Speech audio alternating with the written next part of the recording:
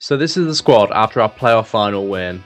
It's a big step going up into La Liga, so we'll need to see some new faces and we'll need to make room for them too. So firstly, we had all the outgoings. Carlos Lopez joins Racal for 3.2 million euros. Ramon Enriquez joins Vitoria for 1.4 million euros. And Angel Recchio joins Gaziantep for 1.9 million euros. Now this actually was all the sales I wanted to do, but in a pretty heartbreaking turn of events, Aguilin has decided he wants out. He's chosen to join Genk of all teams who have triggered his release clause, and Aguilin is refusing to sign a new deal to void that clause, so we have no say in the matter. But trying to look on the bright side, the release clause was around 15 million above what his market value was, and now we have 33 million more for our summer business, though now we need a replacement left winger. For that left wing spot, we've gone with a slightly controversial signing. We signed former Malaga star boy Antonito Cordero, who split opinions back in the 24-25 season when he refused to sign a new deal, deciding to join Newcastle. Some fans booed, but some applauded him, understanding his ambition. But after an unsuccessful loan to Cadiz and not much playing time last season, we're taking a risk on him, bringing him back for our return to the top flight. He joins for 25 million euros. Next up, to bring some feel-good back to the club, and of course that's without talking about his world-class ability. He's 35 now, but Isco is back in blue and white. This was an absolute no-brainer for me. He's one of my favourite players in real life. I've got a poster of him in my room. He might only be here for a few seasons, but I love this signing. He only costs 8.6 million euros from Betis. Then for our last signing of the summer, we needed some experience, bringing in Lucas Hernandez, a one-time La Liga winner with Atletico and two times Champions League winner with Bayern and PSG. He's going into the last part of his career now, but he will be vital for us. We get him from a bargain of just under 10 million euros from Villarreal, and we will be converting him from a left-back into a centre-back. I've just put this in to sum up our window. You can see the 4 outgoings and the 3 new signings. Ignore the Gutierrez loan, I was just trying to up his overall slightly with the loan glitch. As you can see, he still has his exciting prospect tag and is now 68 overall at 19 years of age. And look at the size of those calves, by the way. He's a freak of an athlete, this bloke. Now Hernandez has his position change ready, and he was already the highest rated in the team. It's an 81 at left back, but moving to centre back he goes up to an 84. This is how we line up in our second game of the season, and it's as big as it gets. Real Madrid visit the Rosaleda. Isco starts against his former side and Gutierrez starts at fullback.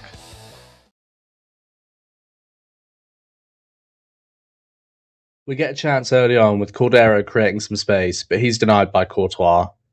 In the second half now, and Isco sends Chupe in behind. He uses that space and drills a shot low on his weak foot into the back post. We have the lead against Real Madrid in the 53rd minute. That's Chupe's first goal of the season and first goal in the top flight, and Isco gets the assist, haunting his former team. Then later on, Real Madrid are messing around with it at the back, and there's a massive mix-up between Courtois and Vitori's that gives Chupe an open goal for his second of the season already. Might have been lucky with how it came about, but we definitely deserved the 2-0 lead. It's been a fantastic performance, and it just feels like nothing can stop this team at the moment. And there we go, it ended 2-0. Different gravy from our boys. Then we get an unexpected event. The board confirm whatever we have left from this season's budget will 100% carry over to next season. And considering we still have 20 million euros left in the bank, this is fantastic news. And I actually didn't show the youngsters we found last season. We now have 4 on the books. Grande from the first season, and now we have Lucas Gomez, a left back with a wand of a left foot but a bit shaky defensively. Gregorio Perez, a gigantic centre-half, 6'6" at 17 years old. Fantastic in the air, of course. We're going to promote him into the senior team right away. Then Ignacio Aguirre, a well-rounded box-to-box midfielder, 16 years of age. We also get him into the first team. We get back into action on matchday 5 against Athletic Club, who always seem to be insane on career mode. They're second after 4 games. We're without Lucas Hernandez due to injury, so Montero comes in for him. But aside from that, it's the same team that took apart Real Madrid. In the 27th minute, Nico Williams picks it up at the corner of the box, and he shows exactly why he's one of the hottest prospects in world football, putting Athletic Club 1-0 up with a fantastic goal. Then in the 34th minute, it's Nico tearing us apart again with a brilliant pass, but Herrera was out quickly to make a good stop. Athletic Club do pull us apart again though, and this time they convert it. It's 2-0 now, with Vlahovic scoring the goal. In the second half, Isco picks it up near the halfway line and finds Cordero, who made a fantastic run in behind. He uses his pace and takes his time with the finish, making sure he gets us the goal back. That's his second goal of the season, but the first goal we've scored with him in-game. In the 70th minute now, Cordero picks it up after a defensive corner. He ball rolls it to the right and then sends a beautiful pass over the top into Chupe, who converts with ease. Chupe proving again he can be lethal even at the top level with his third goal in 5 games.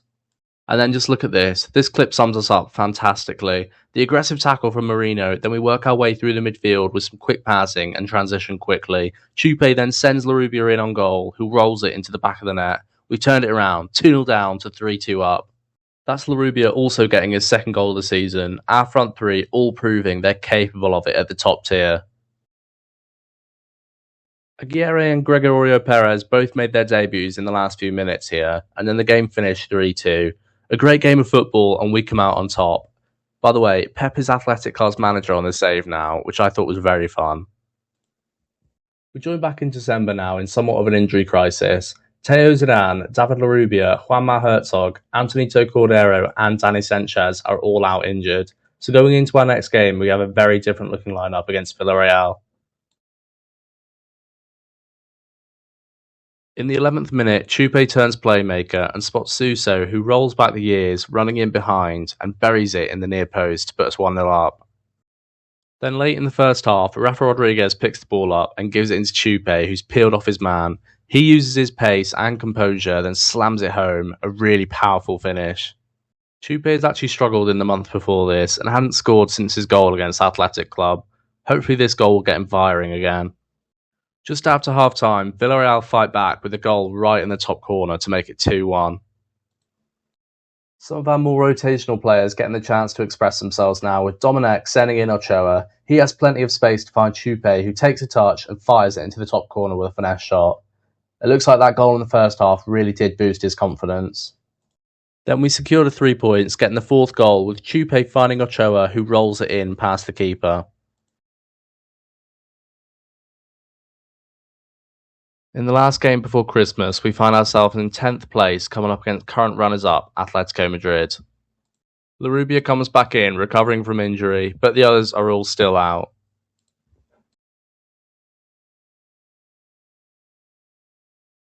The first highlight comes in at the 10-minute mark. Isam Marino carries it forward, then Chupe plays it out wide, and Dominic is in down the wing. He squares it, and Larubia is there to fire home and make it 1-0 early on.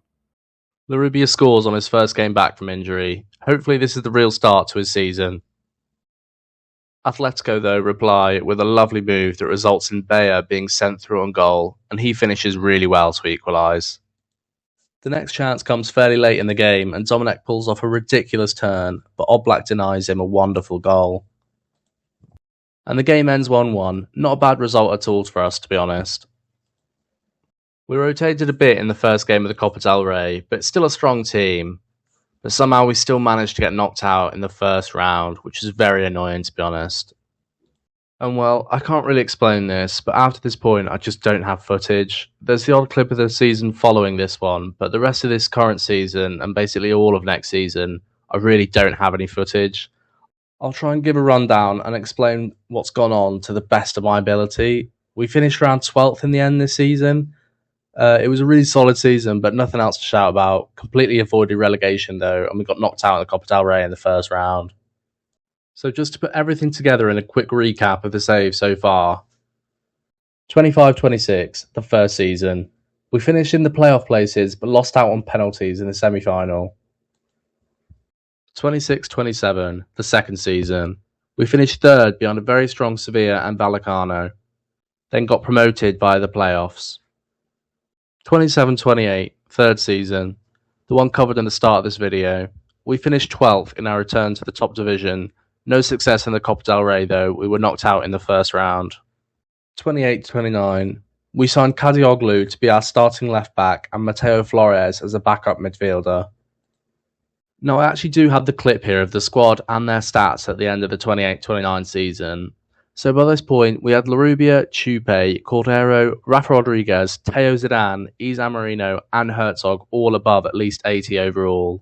and other starters and regulars like Herrero, Montero, Puga, and Danny Sanchez mid to high 70s.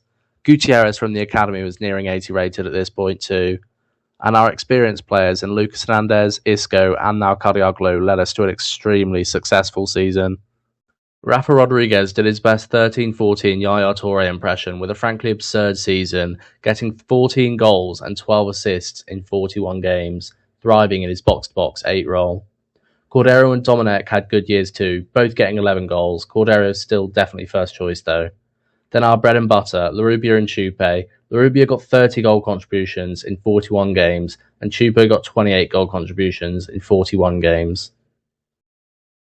Now, while I talk about where we finished and what we did this season, I've got some of the clips that I did manage to take on in the background. It's basically a Rafa Rodriguez power shot compilation at times, but anyways, we were mid-table for the majority of the season, but then other teams started falling away and we just kept winning. Our younger players really were getting high rated as the season went on. Like Marino, Rafa, Larubia and Chupe were all mid to high 80s by the end of the season, and we ended up getting 4th on 84 points, I think it was. So we secured Champions League football for next season. A pretty incredible achievement, but this team is so good. They really did deserve it. We have pace, physicality, and technical ability everywhere on the pitch. It's genuinely been one of the most enjoyable career mode saves I've ever had. And as for the Copa del Rey, we made it to the final, and here we are against Barca. 1-1 in the last 10 minutes when we get a corner. And you'd never believe it, but this is the first goal we scored from a corner on this entire save, and it won us the Copa del Rey. Oh my god! It's the first corner we've ever scored from.